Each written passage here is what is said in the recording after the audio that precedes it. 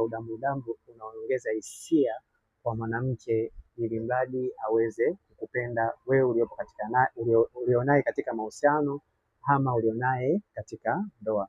Asilimia kubwa au asilimia 100 tunao wanawake ambao wametoka katika mahusiano ya watu ambao walishakuwaumiza katika mapenzi, ama tunaingia katika mahusiano na wanawake ambao walishakuumizwa katika mapenzi. Kwa hiyo anakuwa yani, mwanamke anaweza kaa katika mahusiano au katika ndoa akiwa ana hisia za mapenzi na wewe. Kwa hiyo unaweza kuongeza au unaweza kufanya aina hii 5 ya udambudambu ili mwanamke aweze kuwa na hisia za moja kwa moja kwako, kwa maana huu udambudambu utaweza kumfanya aweze kusahau wale wanaume ambao ushakudeti nao au wale ambao ulishakuumuumiza, ili mradi hisia zake zije kwako na aweze kukupenda wewe. Kwa hiyo nimeweza kusogezea aina 5 ya udambudambu ambao unaweza kuufanya wewe mwanaume ili mwanamke aweze kukupenda. Aina ya kwanza ni kumpa zawadi ndogo ndogo. Mwanamke anapenda sana, yani mwanamke yoyote huwa anapenda zawadi ndogo ndogo, na ndio maana ukifuatilia wanaume wenye hela unakuta wanawapa magari, wanawapa vitu vikubwa vikubwa, lakini mwanamke anashawishika kwa mwanaume ambaye anampa zawadi ndogo ndogo. Yani hata kama amejengewa nyumba, lakini anaweza akashawishika kwa mwanaume ambaye anampa vizawadi vidogo vidogo.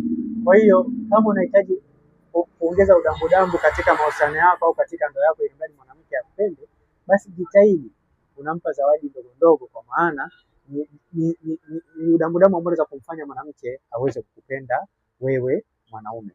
Na pia aina ya pili ya udambudambu ni kumnyenyekea pale anapokosea yeye mwenyewe au wewe unapokosea. Mwanamke anapenda sana kunyenyekewa. Yaani kwa kawaida mwanamke huwa ni mvivu sana wa yeye kunyenyekea wewe. Kwa hiyo kama unahitaji kuongeza udambudambu ili mwanamke aweze kukupenda, basi jitahidi unamnyenyekea. Yaani usione aibu kumnyenyekea hata kama yeye ndiye amefanya makosa.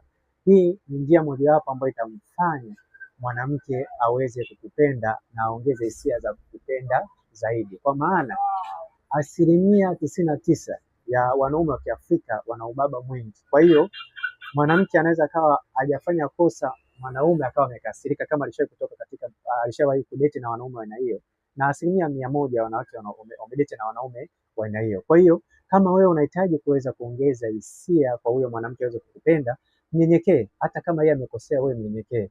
Hii itakuwa ni njia mojawapo ya kuongeza udambudambu ambao utamfanya huyo mwanamke aweze kukupenda. Na pia udambudambu mwingine ni kumjali. Hakikisha unamjali mwanamke. Hata kama una hela, mnunulie hata chupi.